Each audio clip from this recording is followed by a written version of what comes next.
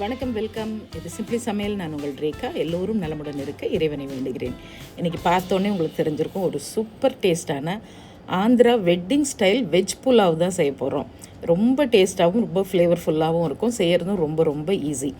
நம்ம சேனலை புதுசாக பார்க்குறவங்க சேனல் பிடிச்சிருந்ததுன்னா மறக்காமல் சப்ஸ்கிரைப் பண்ணிக்கோங்க.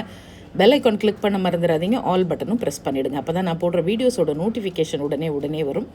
நீங்களும் மிஸ் பண்ணாமல் பார்க்கலாம். வாங்க குயிக்காக இந்த புலாவை எப்படி செய்யலான்னு இப்போ கிச்சனில் போய் பார்க்கலாம். ஸோ இதுக்கு தேவையான பொருள் எல்லாம் நான் ஒரு மசாலா முதல்ல நம்ம அரைச்சிக்கணும். அதுக்கு தேவையானதெல்லாம் எடுத்து வச்சுருக்கேன். இதை டிஸ்கிரிப்ஷன் பாக்ஸ்லேயும் கொடுக்குறேன். கொஞ்சமாக தேங்காய், கொஞ்சம் சோம்பு, 2 பட்டை, 2 கிராம்பு, 2 ஏலக்காய், கொஞ்சமாக முழு தனியா, கொஞ்சம் சீரகம், அப்புறம் ஒரு அரை டீஸ்பூன் கசகசா, ஒரு 10 பல் பூண்டு, ஒரு இன்ச் அளவுக்கு இஞ்சி. இது எல்லாத்தையும் மிக்சியில் போட்டு கொஞ்சமாக தண்ணி ஊற்றி கொரப்பாக அரைச்சிக்கோங்க. ஃபஸ்ட்டு முதல்ல நம்ம காய்கறி எல்லாம் லேசாக ஒரு அரை வேக்காடு வேக வச்சு எடுத்துக்கலாம். கொதிக்கிற தண்ணியில் கேரட், பீன்ஸ், உருளைக்கிழங்கு, பட்டாணி, காலிஃப்ளவர் எல்லாம் சேர்த்து ஒரு 300 கிராம் எடுத்திருக்கேன். அதை நல்லா கொதிக்கிற தண்ணியில் போட்டு ஒரு 2 நிமிஷம் அப்படியே மூடி வச்சு வேக வைங்க. ஒரு 3/4 பதம் இல்லைன்னா ஒரு ஹாஃப் பாயில்டாக அளவுக்கு குக் ஆனால் போகிறோம். இப்படியே நம்ம அப்படி வேக வச்சு எடுத்து போடுறோம்னா அந்த கலர் உங்களுக்கு நம்ம நல்லா ரீட்டைன் ஆகும். அதுக்காக நான் இன்றைக்கி யூஸ் பண்ணுற இந்த குக்கிங் வெசல்ஸ் ரெண்டுமே கண்டிப்பாக எங்கே வாங்கினீங்க, எப்படி வாங்கினீங்கன்னு கேட்பீங்க. நெஸ்டேஷியாங்கிற ஆன்லைன் பிராண்டில் தான் இந்த கிளாஸ் பாட்டும் சரி, இன்றைக்கி நான் புலாவ் செய்கிற அந்த செராமிக் பாட் ரெண்டுமே அதில் தான் வாங்கினேன். இது ரெண்டோட லிங்க்கும் டிஸ்கிரிப்ஷன் பாக்ஸில் கொடுக்குறேன். வேணுங்கிறவங்க வாங்கிக்கலாம். உங்கள் வீட்டு சமையல் அதிக சுவையாகவும் சீக்கிரமாகவும் செஞ்சு முடிக்க நீங்கள் எல்லோரும் என்னை ரொம்ப நாளாக கேட்டுட்டு இருந்த என்னுடைய ஸ்பெஷல் செந்தூர் மசாலாஸ் இப்போ உங்களுக்காக தயாராக இருக்குது. தேர்ந்தெடுக்கப்பட்ட முதல் தரமான பொருட்களை கொண்டு ட்ரெடிஷ்னல் கிரைண்டிங் ப்ராசஸில் எங்கள் வீட்டுக்கு நாங்கள் எப்படி அரைப்போமோ அதே மாதிரி உங்களுக்காகவும் நானும் என்னுடைய குழுவும் சேர்ந்து செஞ்சுருக்கோம். அதோட டீட்டெயில்ஸ் எல்லாம் டிஸ்கிரிப்ஷன் பாக்ஸில் கொடுத்துருக்கேன். அதிகமான ஒரு பாத்திரம் வச்சுக்கோங்க, இல்லை ப்ரெஷர் குக்கரில் கூட நீங்கள் செய்யலாம்.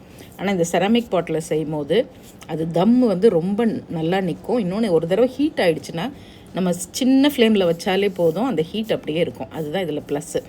3 டேபிள் ஸ்பூன் எண்ணெய் ஊற்றிருக்கேன். 1 டேபிள் ஸ்பூன் நெய் கூட சேர்த்துக்கலாம். ஒரே ஒரு பிரியாணி இலை. மற்ற எல்லா மசாலாவும் நம்ம அரைச்சிட்டோம். ஒரு 15 முந்திரி. ஸோ முந்திரி கொஞ்சம் அப்படி பொன்னிறமாக வறுத்து வரட்டும். ஒரு 2 வெங்காயம். நான் இன்றைக்கி 4 பேர் சாப்பிட்ற குவான்டிட்டி செய்கிறேன். ஒரு 400 கிராம் அரிசி, 2 கப் அளவு, 2 வெங்காயம், 4 பச்சை மிளகா. உங்களுக்கு கொஞ்சம் காரம் வேணும்னா இன்னும் 2 பச்சை மிளகா கூட சேர்த்துக்கலாம். ஃபஸ்ட்டு இதை ஒரு கண்ணாடி பதம் வதக்கிட்டால் போதும். நம்ம பிரியாணிக்கு மாதிரி ரொம்ப ப்ரௌனாக வதங்கணும்னு அவசியமே இல்லை.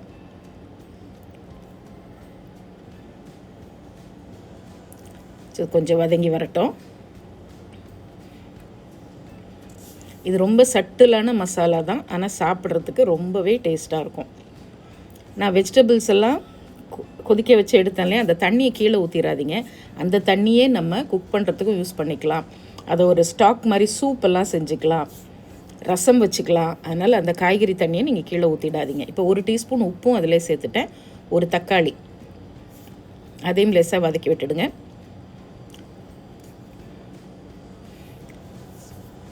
ஒரே 1 டீஸ்பூன் மட்டும் செந்தூர் தனி மிளகாய் தூள் அது போட்டு வதக்கிடலாம். நான் அந்த கொதிக்கிற காய்கறி வடிகட்டின தண்ணியிலே ஒரு கைப்பிடி அளவு சோயா சங்க்ஸும் போட்டு ஊற வச்சு அதையும் வடிகட்டி எடுத்து வச்சுருக்கேன். இப்போ அரைச்ச இந்த மசாலா பேஸ்ட்டு அதையும் சேர்த்து இதோட ஒரு 2 நிமிஷம் வதக்கி விடுங்க. நல்லா வதங்கினோன்னே அப்படியே எண்ணெய் கொஞ்சம் பிரிஞ்சு வரும். பாஸ்மதி அரிசிலையும் நீங்கள் செஞ்சுக்கலாம், சீரக சம்பாலையும் செஞ்சுக்கலாம், இல்லை நார்மல் அரிசியில் கூட செஞ்சுக்கலாம், உங்கள் விருப்பம். அதுக்கு தகுந்த மாதிரி இருக்கும் டேஸ்ட். அவ்வளோதான்.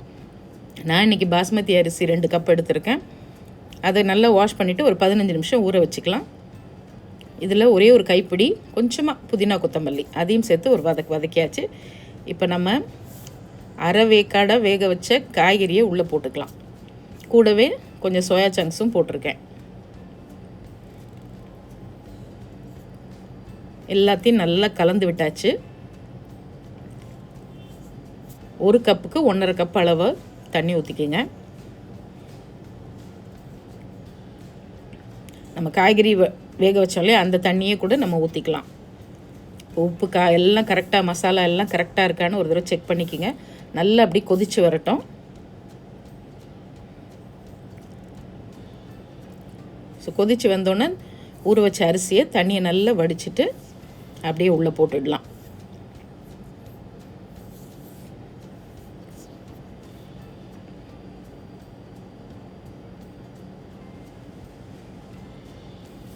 சுத்தமாக அரிசியெல்லாம் வலிச்சு அதில் போட்டுடுங்க. ஒரு 5 நிமிஷத்துலலாம் பார்த்திங்கன்னா அரிசி தண்ணியை நல்லா இழுத்து அப்படியே மேலே வந்துடும். ஸோ இப்போ ஒரு தடவை உப்புலாம் கரெக்டாக இருக்கான்னு மட்டும் செக் பண்ணிக்கோங்க. மேலாப்பில் கொஞ்சம் கொத்தமல்லி மட்டும் தூவிக்கலாம்.